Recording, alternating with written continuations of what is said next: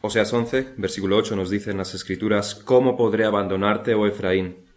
Te entregaré yo, Israel. ¿Cómo podré yo hacerte como Adma, o ponerte como a Zeboim? Mi corazón se conmueve dentro de mí, se inflama toda mi compasión. No ejecutaré el ardor de mi ira, ni volveré para destruir a Efraín, porque Dios soy, y no hombre, el Santo en medio de ti. Y no entraré en la ciudad. En pos de Jehová caminarán. Él rugirá como león, rugirá y los hijos vendrán temblando desde el occidente. Como ave acudirán velozmente de Egipto y de la tierra de Asiria como paloma, y los haré habitar en sus casas, dice Jehová. En los dos últimos sermones nos hemos introducido a este capítulo para reflexionar sobre el problema que se nos presenta en este texto. No solamente aparece en este capítulo, sino que ya en el primer capítulo de Oseas lo estuvimos estudiando también. Nos encontramos aquí con un problema. Y es que la Biblia está llena de incógnitas, no incógnitas sin resolver, eso sí. Es como uno de esos libros de primaria donde debajo de cada una de las páginas del libro de matemáticas se encuentran ciertos problemas relacionados con el tema que está más arriba. Se puede resolver, esos problemas se pueden resolver estudiando bien el tema que viene en la misma página más arriba, o se puede también ir a la página de atrás del libro para ver directamente la solución. Así podemos ver, en cierta manera, el Antiguo Testamento. Es la explicación y teoría completa y muchas veces compleja también, que sugiere dudas y preguntas y problemas. Teniendo todo el Antiguo Testamento, las respuestas están encerradas en él. Pero también, por otro lado, tenemos algo parecido a un libro de respuestas que están detrás del libro, que es el Nuevo Testamento, donde o nuestro Señor, o los apóstoles, o los escritores del Nuevo Testamento nos revelan las respuestas a las preguntas más complejas del Antiguo Testamento. Y no solamente nos dan las respuestas, sino toda la explicación de cómo se resuelve el problema. Nos instan estas respuestas a seguir pensando, no como en los libros del colegio. Por ejemplo, uno de los problemas más grandes que tenemos en toda la Biblia, en el Antiguo Testamento, se encuentra en Proverbios 17, versículo 15, que dice: el que justifica al impío y el que condena al justo, ambos son igualmente abominación a Jehová. Lo cierto es que podemos leer este pasaje, este versículo, y quedarnos con la parte moral. Condenar al justo, eso no le gusta a Dios, así que no debemos hacer eso. Y si fuésemos jueces y dejásemos sin castigo al impío, eso sería horrible. Pero no nos podemos quedar ahí, tenemos que ir un paso más allá. ¿Acaso Dios no nos ha justificado a nosotros? ¿Acaso no nos declara Dios justos a nosotros, que somos impíos, pecadores, en vez de condenarnos, que es lo que merecemos? ¿Cómo es que Dios puede justificar al impío si eso va en contra de su naturaleza justa? ¿Cómo puede, por un lado, requerir que no justifiquemos al impío, pero por otro lado, Dios sí lo hace? Ahí tenemos el problema. Dios justifica a Abraham, y Abraham era, antes de que le llamase, un idólatra y un mentiroso que decía medias verdades por temor a los hombres. Y Jacob, y Moisés, Aarón, los jueces, y David, y tú, y yo. Ahí está el problema. Un problema parecido al que tenemos aquí en Oseas, porque Dios tiene un pueblo y lo va a abandonar para siempre, lo va a destruir. Pero ¿no se supone que Dios, en su amor y fidelidad, no abandona nunca, jamás, a su pueblo? Es más, en estos versículos que acabamos de leer se nos dice que claramente no lo va a destruir. No ejecutaré el ardor de mi ira, ni volveré para destruir a Efraín, porque Dios soy, y no hombre, el Santo en medio de ti, y no entraré en la ciudad. Pero si vamos a los capítulos anteriores y posteriores, veremos que se promete, por otro lado, su destrucción. Se asegura su destrucción. De hecho, si vamos a la historia, veremos que fueron destruidos finalmente. ¿Cómo resolvemos este problema que nos encontramos aquí? La respuesta la dimos en esos dos últimos sermones. Es la misma respuesta que al problema de justificar al impío. La respuesta en ambos casos, a ambos problemas, es Cristo. Dios no abandona nunca a los suyos porque están en Cristo y es por Cristo por quien somos justificados. Es por Cristo por quien somos guardados. Es Cristo quien murió. Esta es la verdad que llena la boca, que emociona tanto a Pablo en Romanos 8, versículo 31. ¿Qué pues diremos a esto?, nos dice Pablo. Si Dios es por nosotros, ¿quién contra nosotros? El que no escatimó a su propio Hijo, sino que lo entregó por todos nosotros, ¿cómo no nos dará también con él todas las cosas? ¿Quién acusará a los escogidos de Dios? Dios es el que justifica. ¿Quién es el que condenará? Cristo es el que murió, más aún el que también resucitó, el que además está a la diestra de Dios, el que también intercede por nosotros. La salvación está segura para el pueblo de Dios. ¿Quién nos separará del amor de Cristo? ¿Tribulación o angustia o persecución o hambre o desnudez o peligro o espada? Antes, en todas estas cosas, somos más que vencedores por medio de aquel que nos amó. Por lo cual estoy seguro de que ni la muerte, ni la vida, ni ángeles, ni principados, ni potestades, ni lo presente, ni lo porvenir, ni lo alto, ni lo profundo, ni ninguna otra cosa creada nos podrá separar del amor de Dios, que es en Cristo Jesús, Señor nuestro. Y no somos como los arminianos, que vienen y dicen ni tribulación, ni angustia, ni persecución, solamente tú mismo puedes echarte de la salvación. ¿Y cómo entonces nos guarda Dios si no es que en medio de estas cosas, en medio de estos problemas, en medio de estos sufrimientos, Él nos da las fuerzas y la gracia suficientes para seguir creyendo en Él, para confiar en Él, para seguir haciendo su voluntad? ¿De qué otra manera pueden estas cosas separarnos de Dios si no es creando en nosotros un descontento y desconfianza y aniquilar nuestra fe con amargura? Esa es la única manera. Y Pablo nos dice que estas cosas no nos separarán. Es ahí donde la promesa de Dios está firme, en medio de todas estas cosas. Es en esto que se goza Pablo. Dios guardará la fe de sus elegidos. Esa es la promesa que Dios cumplirá. Así que, no, Dios no abandona a su pueblo. El problema es que ese Israel de las 10 tribus del norte no es el verdadero pueblo de Dios. No lo es. Cristo es la simiente de la promesa, no las 12 tribus del Israel físico. En la exposición de hoy vamos a profundizar un poco más en este tema tan vital de las Escrituras. Es la columna vertebral de la Biblia. Si no entendemos esto, no solamente que nos estamos perdiendo la más grande de las riquezas de las Escrituras, es que si nos perdemos esto, probablemente no estemos entendiendo absolutamente nada de las Escrituras. Y si hemos resuelto el problema desde la perspectiva de que Cristo es el verdadero Hijo de Dios, no el Israel físico, ahora lo abordaremos desde otra perspectiva complementaria, la perspectiva de los pactos. Es necesario abordarlo desde este punto de vista, también porque el libro de Oseas nos obliga, igual que nos obligaba a interpretarlo desde una perspectiva cristocéntrica. Decíamos que en este primer versículo de Oseas 11, que después cita Mateo, desde Egipto llamé a mi hijo, nos da la clave para la interpretación del texto y nos obliga a interpretarlo a través de Cristo. Del mismo modo, el contexto general de Oseas nos da la clave de los pactos y nos obliga a verlo también desde esta perspectiva, los pactos. Eso es lo que veremos en el primer punto, la importancia de los pactos en Oseas. Y en el segundo punto estudiaremos los diferentes pactos que aparecen en las Escrituras. En el tercer punto estudiaremos específicamente el pacto de gracia, aunque esto será, si el Señor lo permite, en la próxima predicación. Así que, los pactos en Oseas, la importancia de los pactos en Oseas. Hay libros en las Escrituras que no mencionan ningún pacto, ni se centran en ellos, ni los exponen, ni es idea principal, ni tampoco secundaria. Por supuesto conviven en el pacto, pero no lo mencionan. Podemos pensar, por ejemplo, en la epístola a Filemón. No se menciona para nada el pacto de Dios con su pueblo, o ningún otro pacto. O las cartas de Juan, o algunos profetas menores muy cortos. Realmente hay pocos libros que no mencionen el tema del pacto. Es uno de los temas principales de la Biblia y no hay tantos. Pero, en el caso de Oseas, el libro mismo está lleno de este concepto de pacto. El libro comienza con un pacto, con un matrimonio. El matrimonio de Oseas con la adúltera Gomer. Pero es un matrimonio y un matrimonio es un pacto.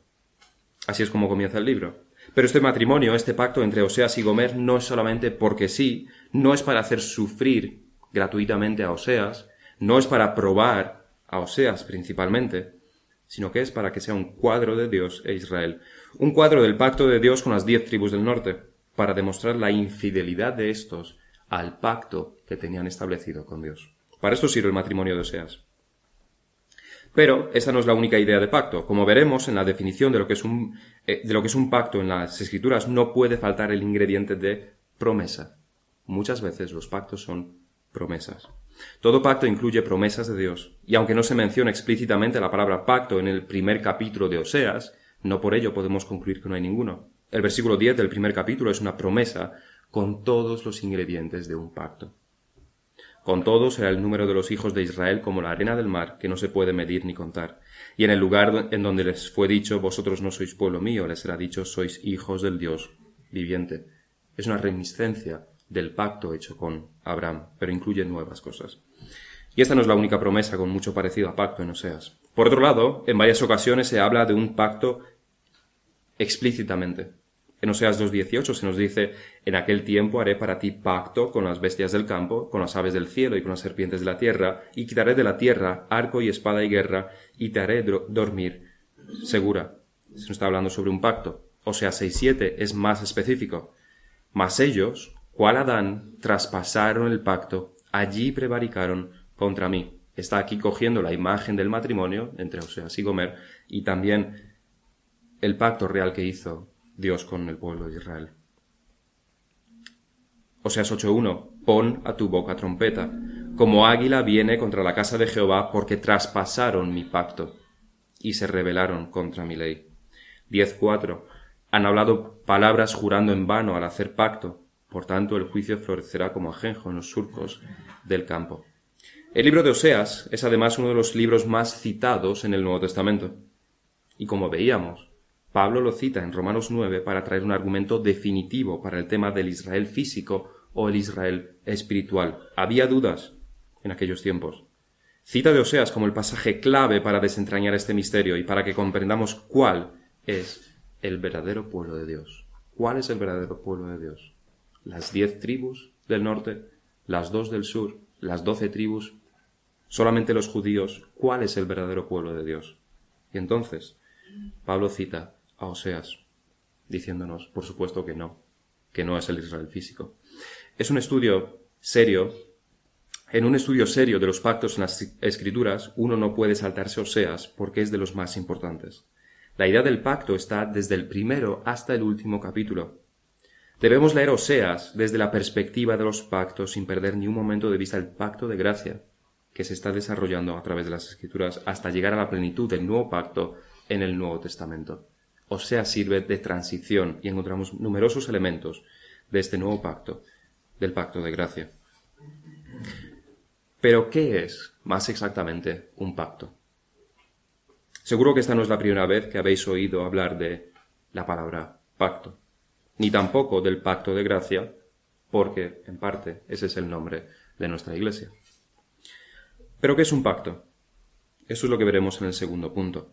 La RAE define pacto como concierto o tratado entre dos o más partes que se comprometen a cumplir lo estipulado. Así que tenemos la imagen, por ejemplo, de dos personas que discuten y convienen para realizar o dividirse o respetar X cosa, y ese acuerdo lo llaman pacto. Un tratado sobre el cual los dos están de acuerdo tras un diálogo y una negociación. Así que podemos pensar, por ejemplo, en el gobierno, cuando están aprobando los presupuestos, están negociando para incluir, están excluyendo algunas cosas, añaden más por petición de unos, porque si no, no lo aceptan, si no, no lo aprueban, etcétera, etcétera. Eso es, y después hacen un pacto entre ellos para finalmente aprobarlos, si es que los aprueban. Esa es nuestra imagen de lo que es un pacto. Sin embargo, tal como Samuel Waldron dice en su comentario a la Confesión de Fe, esa no es exactamente la misma imagen que las Escrituras confieren de lo que es un pacto.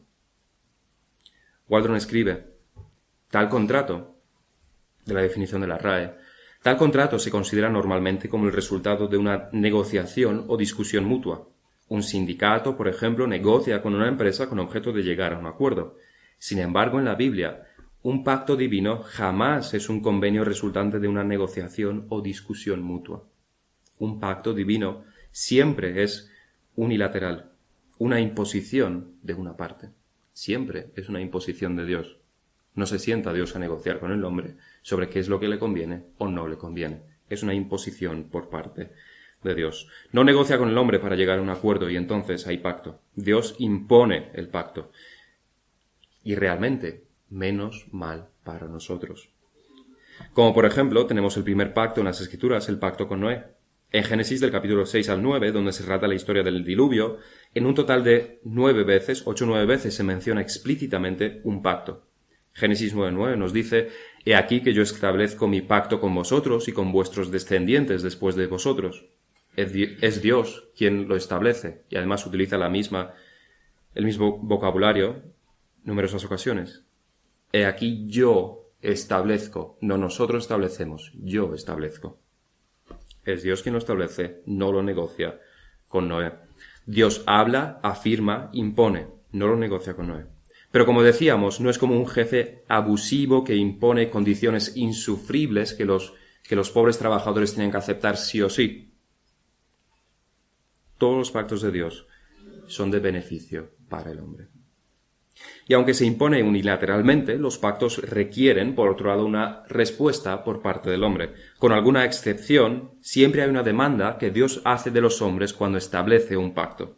Podemos pensar, por supuesto, en el pacto mosaico, donde incluso los 10 mandamientos se llegan a denominar pacto. Los 10 mandamientos son el pacto. Se nos dice en Éxodo, que leeremos más adelante. Es una lista de cosas, los 10 mandamientos son una lista de 10 cosas que el hombre tiene que cumplir. También en el pacto mosaico hay bendiciones y maldiciones.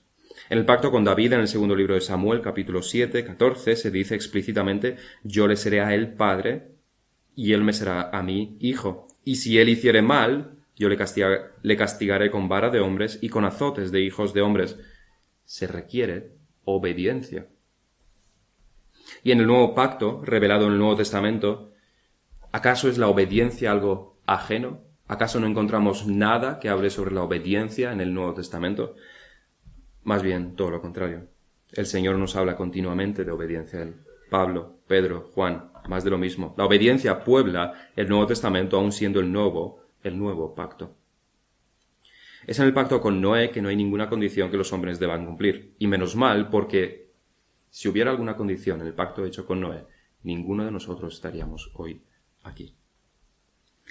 Waldron sigue definiendo lo que es un pacto. Dice: la mejor definición breve de un pacto es que consiste en una promesa jurada, un compromiso certificado por un juramento.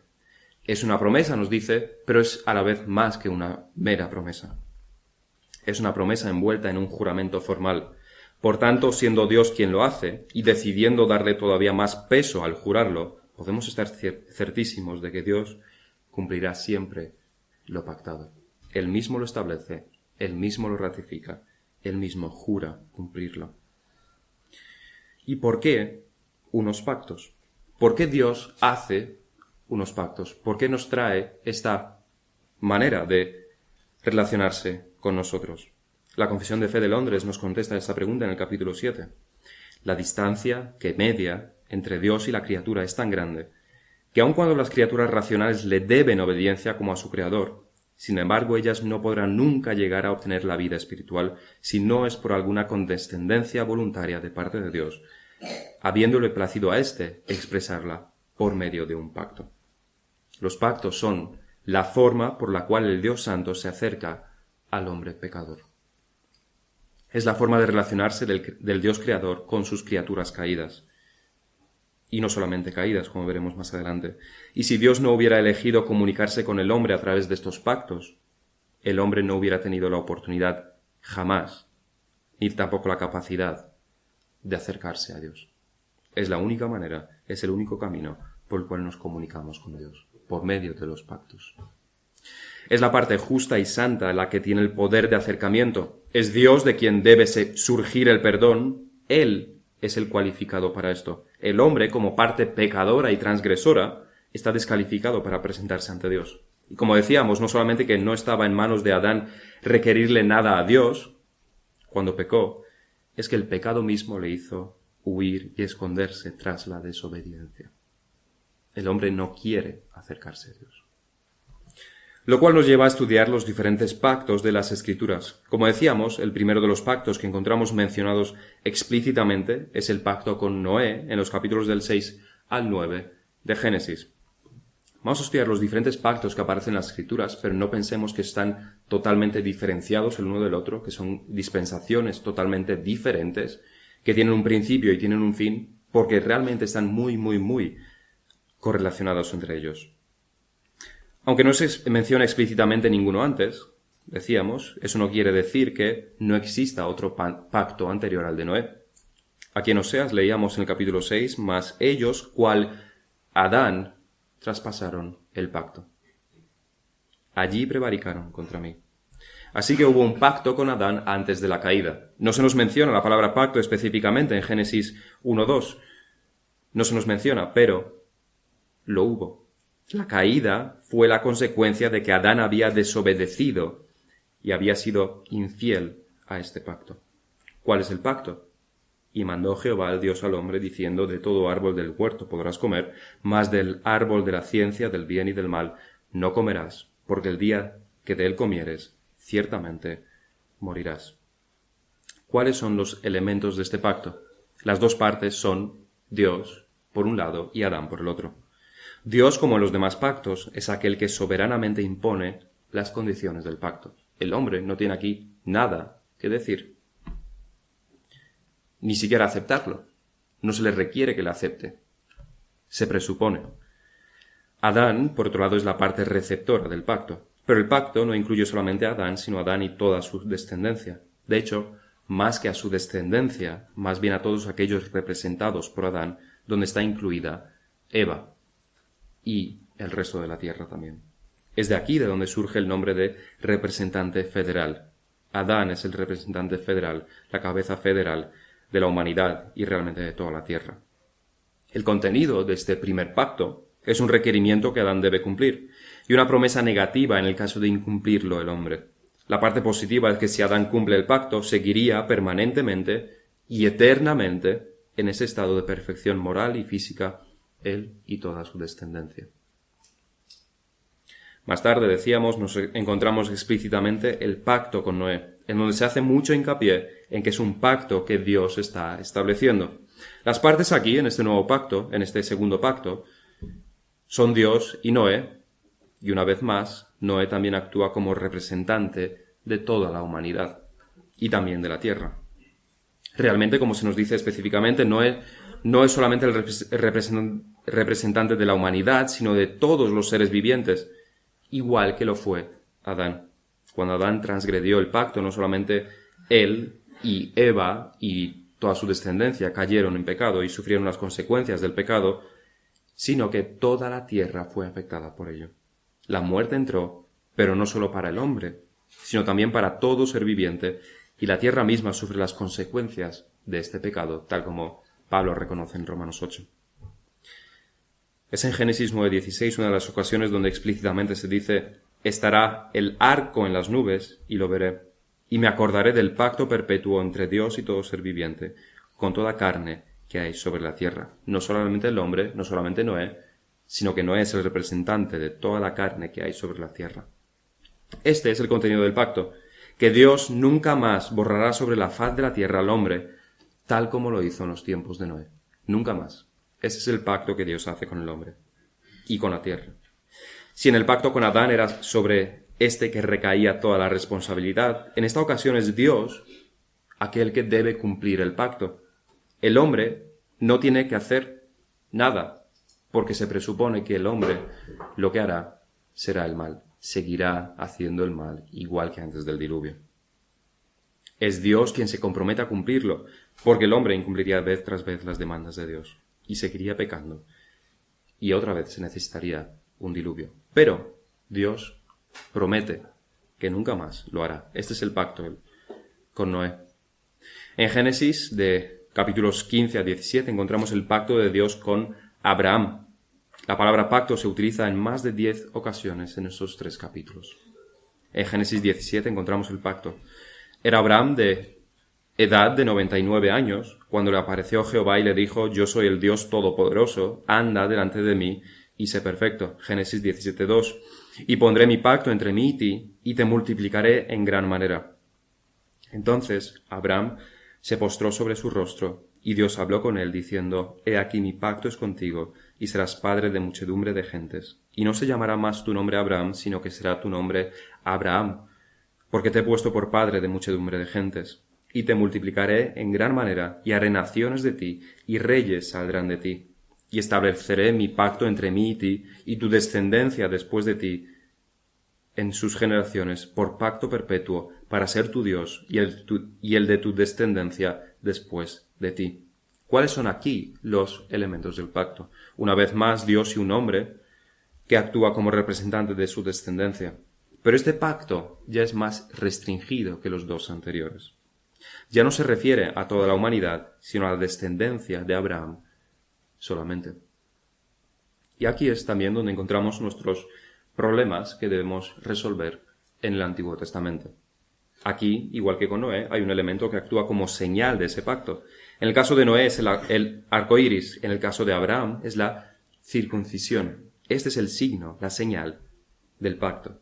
Por tanto, si tenemos que decir a quién representa a Abraham aquí, es fácil decir que a toda su descendencia que esté circuncidada. Es fácil de decirlo, pero es igual de fácil equivocarse diciéndolo. Ismael, por ejemplo, es descendencia de Abraham, igual que lo fue Isaac. De la misma manera, no hay ninguna diferencia entre ellos. Ambos salen de Abraham. Circuncidado, Ismael también, por supuesto. Pero está incluido en este pacto. Esaú es hijo de Isaac, igual que Jacob. Pero está incluido en el pacto. Circuncidado, Esaú sin la menor duda. ¿Por qué entonces no toda la descendencia de Abraham está incluida en este pacto? Pablo contesta específicamente a esta pregunta de dos maneras diferentes o a dos niveles diferentes en Gálatas 3 y 4. Por un lado, nos dice que el pacto fue hecho con Abraham y su descendencia, o lo que es lo mismo, con su simiente. Y esta simiente, nos dice Pablo, no son las 12 tribus, que serían muchas, sino que es uno solo. La simiente, en singular, es Cristo. Esta es la respuesta de Pablo. Estamos yéndonos detrás del libro a las respuestas directamente. En el capítulo 4 se nos dice, Gálatas 4, que los receptores del pacto son los hijos de la promesa. Es la segunda solución. Por ello Isaac está incluido, pero Ismael está excluido, porque no nace de la promesa. Uno es según la carne, Ismael, y otro es según la promesa, Isaac. Con lo cual Pablo demuestra que Abraham es representante no de aquellos nacidos según la carne, sino de aquellos que nacen según la promesa. La descendencia de Abraham es espiritual y no física. Esa es la respuesta que nos da. ¿Y qué hay de la circuncisión como símbolo del pacto? Pablo también es el que nos da la respuesta en Romanos 2. Pues no es judío. Esto es bastante fuerte. Esto debió de haber sonado bastante fuerte para los judíos de aquellos tiempos. Dice, pues no es judío el que lo es exteriormente, ni es la circuncisión la que se hace exteriormente en la carne. Les está diciendo a los judíos que solamente por ser circuncidados, no por eso son judíos. Eso seguramente les harían rechinar los dientes. Dice, sino que es judío el que lo es en el interior, y la circuncisión es la del corazón, en espíritu, no en letra, la alabanza del cual no viene de Dios, no viene de los hombres, sino de Dios. Así que esto es a quien Abraham representa, no a su descendencia física, no a Ismael y a Isaac, sino a sus descendientes de la promesa, a Cristo y a nosotros, los que tenemos fe en Cristo. ¿Y cuál es el contenido de este pacto? Primero, que Abraham será padre de muchedumbre de gentes. Su descendencia sería como la arena del mar. Y segundo, que Jehová será su Dios. Esta es la promesa y esta es también la condición que Abraham tiene que cumplir, él y su descendencia. También en Génesis 15:18, en el pacto, Dios le promete a Abraham darle Canaán, que tiene también su significado espiritual. Esta es la explicación completa, pero para aquellos tiempos en los cuales aún no había sido revelado del todo el plan de Dios, el plan redentor de Dios, los receptores del pacto, en su sentido primario, eran los descendientes físicos de Abraham, más concretamente las 12 tribus, y Dios, por supuesto, los multiplicó, les dio Canaán y se consolidó como su Dios a través del pacto con Moisés. y desde luego les nacieron también reyes y naciones, como se promete. Pero, decíamos, es más profundo, el significado es más profundo. En tercer lugar, encontramos el pacto mosaico. El pacto mosaico con Moisés, el que se dio en los tiempos de Moisés, no carece de importancia en las Escrituras. Está establecido en Éxodo y mencionado a través de todas las Escrituras. En Éxodo 24 podemos encontrar la esencia de este pacto. Dice, y Moisés, Éxodo 24:6, y Moisés tomó la mitad de la sangre y la puso en tazones y esparció la otra mitad de la sangre sobre el altar. Mitad de la sangre sobre el altar. Y tomó el libro del pacto y lo leyó a oídos del pueblo, el cual dijo, haremos todas las cosas que Jehová ha dicho y obedeceremos. Entonces Moisés tomó la sangre y roció sobre el pueblo y dijo, he aquí la sangre del pacto que Jehová ha hecho con vosotros sobre todas estas cosas. La mitad de la sangre sobre el altar, la otra mitad sobre la gente. ¿Cuáles son aquí las partes de este pacto? Dios, por un lado, como siempre, y por el otro el pueblo de Israel. ¿Y cuál es el contenido de este pacto? Como decíamos, el contenido del pacto es la ley. Pacto aquí se refiere específicamente a la ley, y la acción es por parte de Dios, en que los bendecirá y será su Dios, y se demanda una respuesta por parte del pueblo que es, de nuevo, como siempre, obedecer. Es no tener otros dioses, es no tener imágenes para postrarse ante ellas, y así los otros 8 mandamientos, además de todas las leyes ceremoniales y civiles. Esta era la parte que el pueblo tenía que cumplir, la respuesta que se espera del pueblo. Más tarde, sobre esta misma base, se harán las promesas de prosperidad si hubiera obediencia, o de castigo y destrucción en caso de desobediencia. Ahí es donde terminan las 10 tribus del norte, en Oseas. ¿Y cuál es el signo? ¿Cuál es la señal de este pacto? La sangre que Moisés rocía sobre ellos. Por supuesto, esto tiene su implicación espiritual, igual que el contenido de las leyes ceremoniales. Se refieren, en última instancia, al pacto de gracia, al nuevo pacto. Está contenido en ello. Por eso decíamos que no son pactos sin relación ninguna. Por ejemplo, el pacto de Moisés, el pacto mosaico, está en el contexto del pacto con Abraham. No son separados, no son diferentes, sino que están íntimamente relacionados. Y a la vez, por supuesto, con el pacto hecho con Noé, que está dentro del pacto hecho con Adán. Todos están relacionados. El siguiente pacto que encontramos en las Escrituras, que es importante y crucial y que nos encontramos en la Biblia, es el pacto davídico en 2 Samuel 7. También lo leíamos al principio. El pacto con David. Es en el contexto de la construcción del templo que el Señor le dice a David, tu hijo edificará casa a mi nombre, y yo afirmaré para siempre el trono de su reino. Yo le seré el padre, y él me será mi hijo. Y si él hiciere mal, yo le castigaré con vara de hombres y con azotes de hijos de hombres. Pero mi misericordia no se apartará de él como la parte de Saúl, al cual quité de delante de ti, y será afirmada tu casa y tu reino para siempre delante de tu rostro, y tu trono será estable eternamente. Este es el pacto que Dios hace con David. Una vez más, aquí hay una parte física y una parte espiritual. Cierto es que Salomón, el hijo de David, construye el templo, pero más cierto es que el verdadero templo, el templo real, eterno, igual que el trono eterno, no es de Salomón, sino que más bien es de aquel que más veces es llamado Hijo de David, Jesucristo. El trono estable y eterno solamente tiene su cumplimiento en Jesucristo, no en Salomón. El último pacto importante que encontramos en las Escrituras es el nuevo pacto. Es el que muchas veces se pone en contraposición con el pacto mosaico, aunque no por ello debemos presuponer que es lo contrario o que es la antítesis y que no hay ninguna similitud y concordancia entre ellos. Sí es totalmente contrario si se mira desde la perspectiva que los israelitas y judíos lo interpretaban. Si uno toma el pacto mosaico desde los ojos judíos, tal como ellos lo veían, entonces sí, es lo más contrario y lo más opuesto al nuevo pacto. Pero, si lo tomamos bíblicamente, en su contexto, no lo es. ¿Y dónde se nos habla sobre este nuevo pacto? Desde luego en innumerables sitios de las Escrituras. Jeremías 31:31, por ejemplo. He aquí vienen días, dice Jehová, en los cuales haré nuevo pacto con la casa de Israel y con la casa de Judá. 2 Corintios 3:6, el cual Dios, asimismo, nos hizo ministros competentes de un nuevo pacto, no de letra, sino del Espíritu, porque la letra mata, mas el Espíritu vivifica. Un nuevo pacto.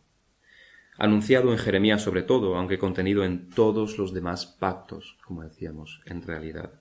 El tiempo del cumplimiento de este pacto es la encarnación del Señor Jesucristo y más exactamente su muerte. Es ahí donde está instaurado, porque ese es el signo del pacto, su sangre más exactamente. Igual que la circuncisión implicaba sangre, igual que la sangre en los dinteles de los hebreos en Egipto, igual que la sangre con que Moisés roció al pueblo, como leíamos en Éxodo 24, esta vez Cristo rocía con su propia sangre al verdadero pueblo de Dios, y es por señal de este nuevo pacto. Lucas 22:20 dice el Señor de igual manera, dice Lucas más bien, de igual manera después que hubo cenado, tomó la copa el Señor diciendo, esta copa es el nuevo pacto en mi sangre, que por vosotros se derrama.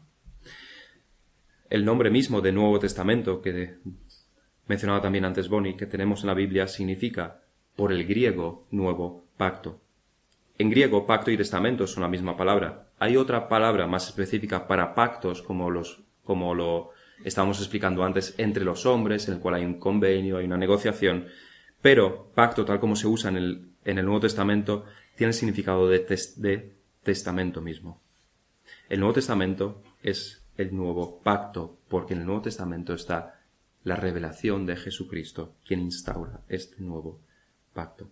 Es la revelación, en el Nuevo Testamento encontramos la revelación completa y definitiva del pacto de gracia. ¿Y quiénes son, en este caso, las partes del pacto?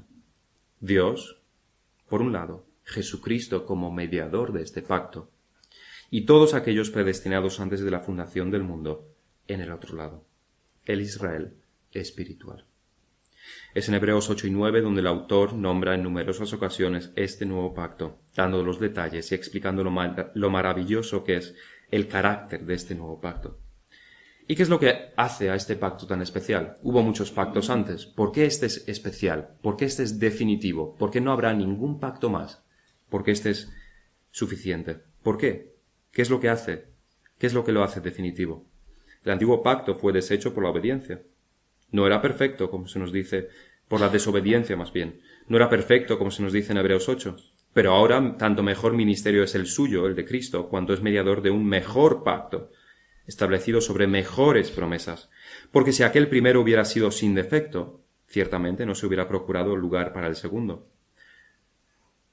Lo que hace único y definitivo a este pacto es el hecho de que Dios no solamente hace unas promesas en el contexto de la fe y la consecuente obediencia, sino que también ofrece los recursos para tener fe y obedecer. Esta es la promesa de Jeremías. Las leyes de Dios en la mente y en los corazones, escritos en las mentes y en los corazones de su pueblo. Las leyes, si leemos Jeremías y si leemos este capítulo 8 de Hebreos, siguen existiendo. La obediencia se sigue requiriendo. Pero aquí las leyes ya no existen en tablas de piedra como en el antiguo pacto, sino escritos sobre los corazones del pueblo de Dios, escritas por el mismo Espíritu Santo en la regeneración y en la santificación. En el próximo sermón profundizaremos más, si el Señor lo permite, sobre este tema del pacto de gracia, sus implicaciones y dónde también lo podemos encontrar en las Escrituras, que, como adelanto, es en todas las Escrituras. Para terminar, dos meditaciones sobre estos temas. Cuando vemos los pactos de Dios con el hombre, salvo en el pacto con Noé, siempre se ha requerido, veíamos, una respuesta por parte del hombre, de obediencia, siempre. Ya sea con Adán, con Abraham, con Moisés, con David o en el nuevo pacto, siempre se ha requerido obediencia. Eso es lo que hay que meditar. Si tú hubieras estado en el lugar de Adán, ¿qué hubieras hecho? Si hubieras estado entre los israelitas, ¿te hubieras hecho un ídolo igual que ellos? ¿Hubieras obedecido al contrario que ellos? ¿Estás obedeciendo ahora? Debemos contestar esta pregunta en nuestros corazones. La respuesta es que hemos pecado con Adán. no somos mejores que los israelitas. Y la desobediencia nos hubiera caracterizado igual que a ellos. Hubiéramos hecho exactamente lo mismo. Pero a esta conclusión debe llegar cada uno de nosotros. En segundo lugar, si somos parte del nuevo pacto, incluidos en él no por sangre familiar, quiero decir, no por nuestra familia, sino incluidos en él por la fe y únicamente por la fe, son también nuestras estas mejores promesas que hay en él. Una de estas promesas es que las leyes de Dios están en nuestros corazones. Decíamos, esto es lo que lo hace definitivo. Por lo tanto, si esto es así, estamos en el camino de santidad. Por lo tanto, si esto es así, estamos creciendo en santidad y por lo tanto crecemos en obediencia y el arrepentimiento es parte de nuestra conducta. La pregunta ¿es esto así en ti, contigo? ¿Estás en este camino de santidad? ¿Están las leyes de Dios escritas en tu mente y en tu corazón? ¿Tienes el temor de Dios en tu conciencia para no pecar? Estás en el nuevo pacto. Ese es el signo, la señal del nuevo pacto. ¿Estás en este camino o no estás en este camino? ¿Estás en este pacto o estás fuera del pacto, en la condenación? Sobre esto tenemos que meditar. Vamos a terminar en oración.